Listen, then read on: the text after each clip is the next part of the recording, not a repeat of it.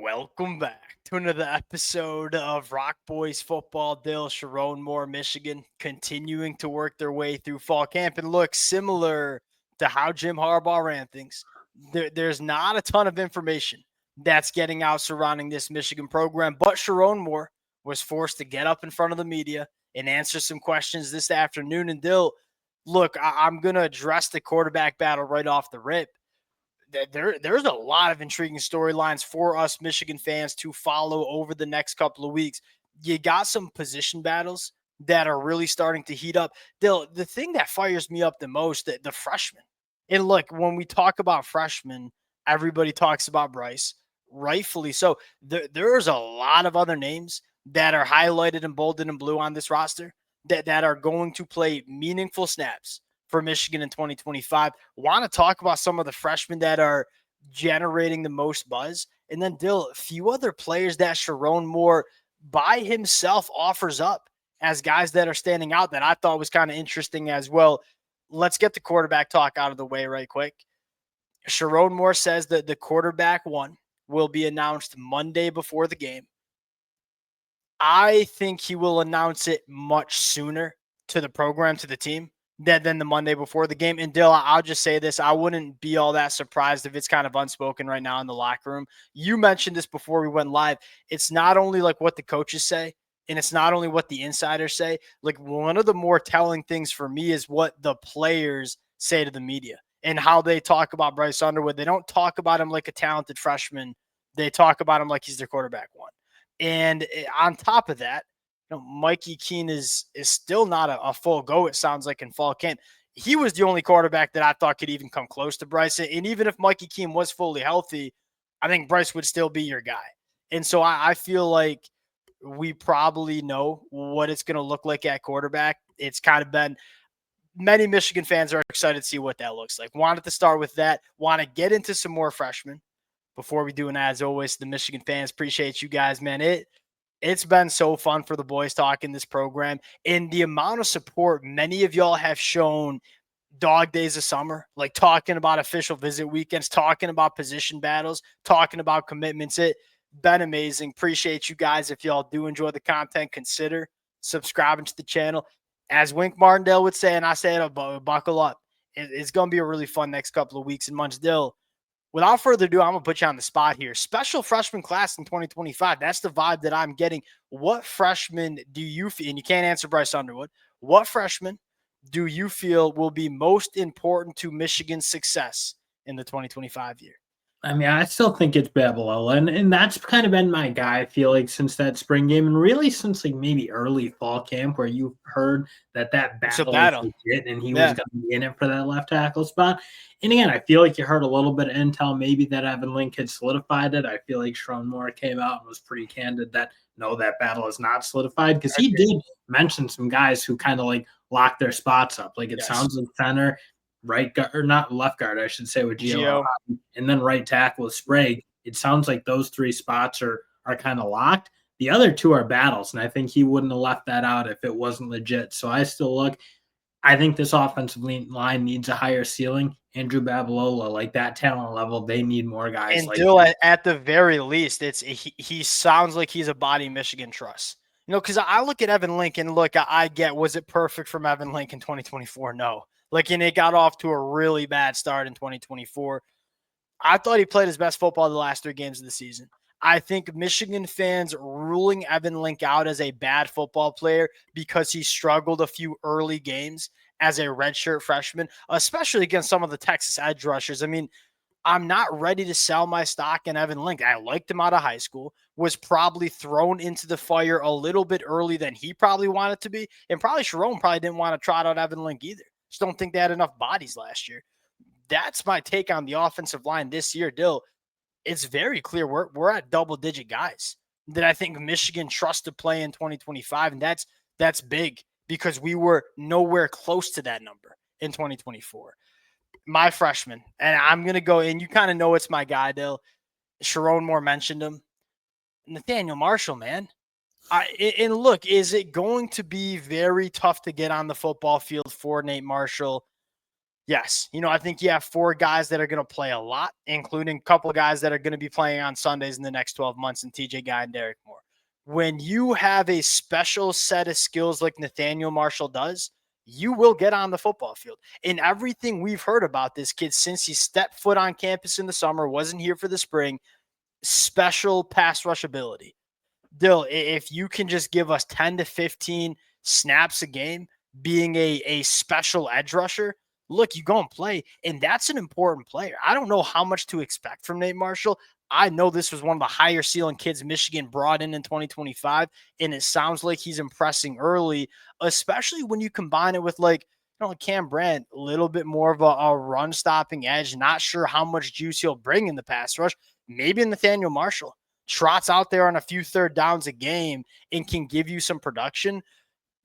I increasingly excited for what Nate Marshall can bring to this Michigan defense. Especially because he wasn't here and you're already kind of hearing that buzz. It's almost like kind of like he was just like ready to rock and roll right off the bus, if you will. Like, yes. I mean, he is like that exciting guy, kind of that late flip back from Auburn, flip back to Michigan. I loved him. Like that was such a fun get at the end of December. Yes. I'm excited too because you said it. Like again, Michigan does need to replace real difference makers. That's probably the one question you have. Like you love the depth of this Michigan team, but do you have enough first round picks littered on this roster? Like you lost 3 or 4 of them last year. You got to replace them. Nathaniel Marshall at least has the talent to be that guy. And look, it's okay if he can't play 40 snaps a game for you as a freshman. Like that's not a big deal. If it's only exclusively in pass rush situations, that still matters when you're trying to go where Michigan wants to go.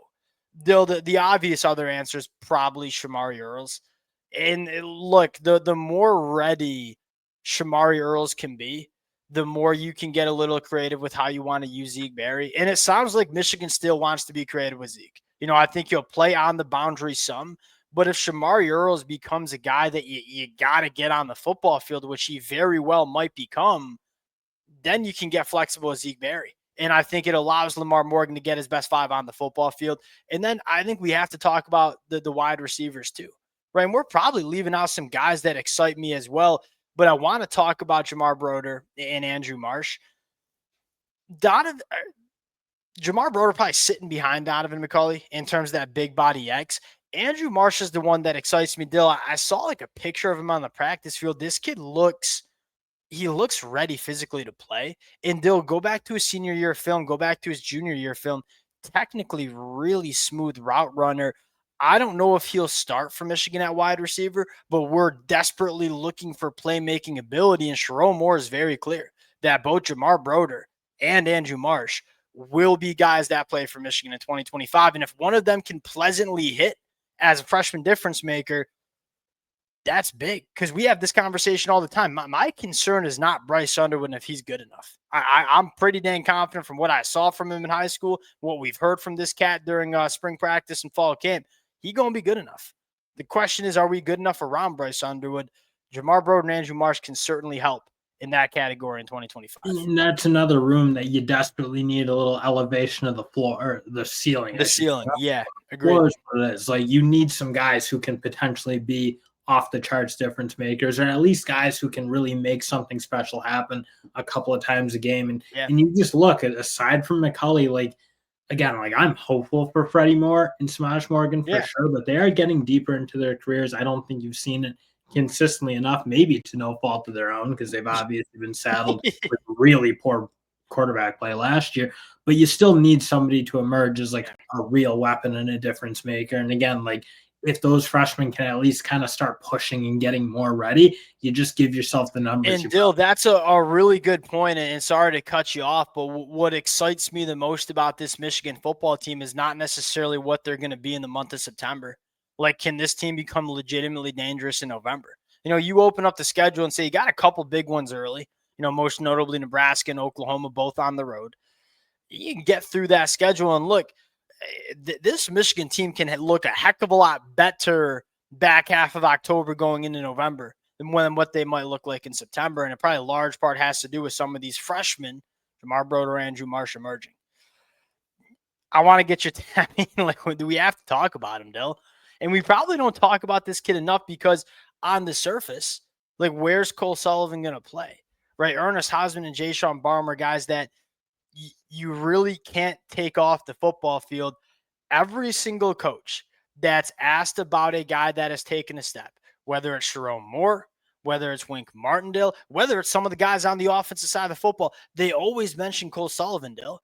This kid sounds like he's somebody we got to figure out a way to get on the football field. So I'll put you on the spot here. How much do you think he plays? In what role do you think he plays for Michigan? I mean, if he's not playing, then they're just gaslighting the hell out of us, because you said it. Like his first press conference going into the fall was like, "Oh, talk about guys who changed their body." I walked in, I saw Cole Sullivan. It was like, "Holy moly, this is an NFL guy!" And then Sherrone Moore, really kind of like unprompted, if you will, in that press conference, just started gassing him up too. So again, you said it. I think it always comes down to what do they do with Jayshon Barham. You've been hearing a ton that he might work a little bit on the edge. I mean, if that's going to be the case, then I imagine at this point, Cole Sullivan feels like kind of the guy slotting in, because, I mean, that's even behind like Jimmy Rolder and Jaden Hood. If you go watch last year, I know they didn't get the attention.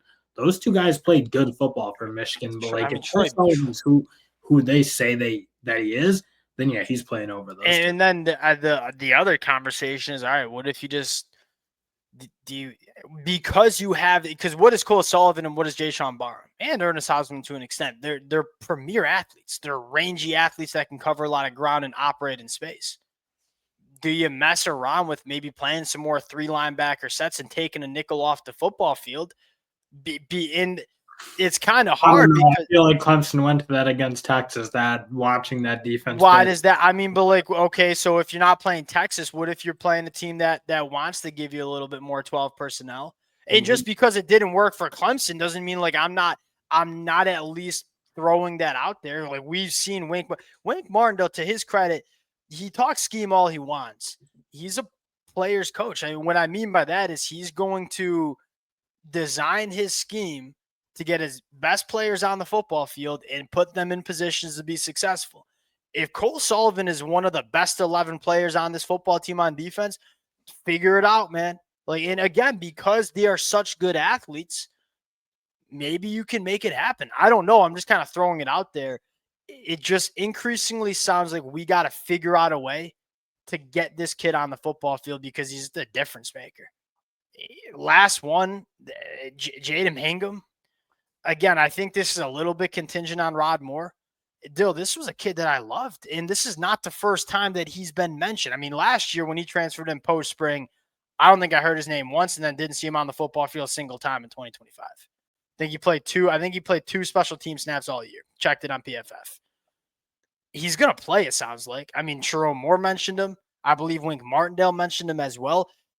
Kind of adding that ball hockey presence to the safety position. And I don't know if he starts, but in some games where his skill set might be a little bit more valuable, you know, or a safety that can cover a little bit more ground, operate in space more, maybe he's the guy. And that, sorry to ramble on, but that kind of speaks to what Lamar Morgan and how Lamar Morgan talks about his defense.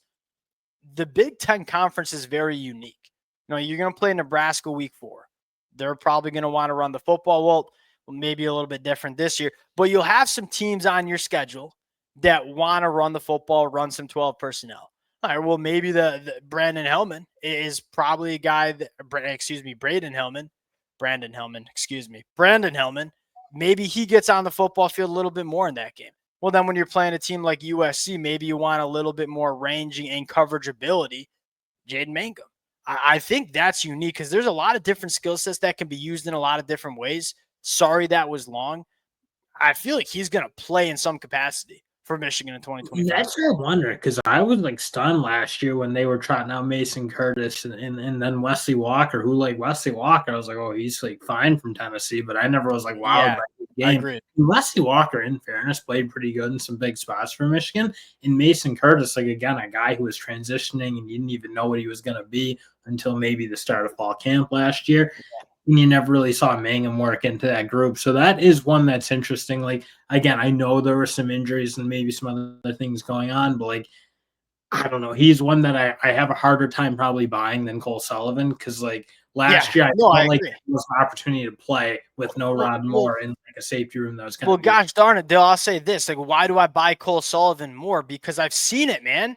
Like, I've seen him play in the spring Well, game I've for seen back-to-back Jaden years. Mangham play good football too. That's That's fair. like a great. Like I thought at Michigan Yeah. State I think it was a Yeah. sophomore year. Like 2023. he played really well for that team. So I don't know. He's a hard one for me to get a read on. Hard to like kind of tell. Cole Yeah. Sullivan to me, he's been an ascender pretty much through his time at Michigan. A guy you've been excited about. Jaden Mangham, he's a much tougher one to kind of gauge, and I'm not totally convinced both on the defensive line and in the secondary. I will say this. And I know this is everybody says this, so it's like I'm not breaking any news to the Michigan fans that follow this stuff closely. There's so much more depth. It just seems like we trust so many more players to play than we did last year. I mean, we didn't trust Trey Pierce last year until late, and trust Eda until late. I mean, last year, like you said, we trotting out freshman Mason Curtis, and not like I think Mason Curtis is a dang good football player, but like, you kind of had to throw out a true freshman because you didn't trust many guys back there. Like now, all of a sudden, it's like I feel like we're so deep at a multitude of different positions, and it's not only depth, like it's a variety of skill sets. So week to week basis, when you see these different offenses that the Big Ten has to offer, you got different guys that you can use that fit the situation and fit the opposing offense you're playing, which I think's big. All right, we'll close it out there. A lot of fun storyline, a lot of position battles that still got to get ironed out. Really, really exciting. Before we get into it, appreciate you guys rocking with it. If y'all do enjoy the content, consider subscribing to the channel, and we'll talk to y'all later. Peace.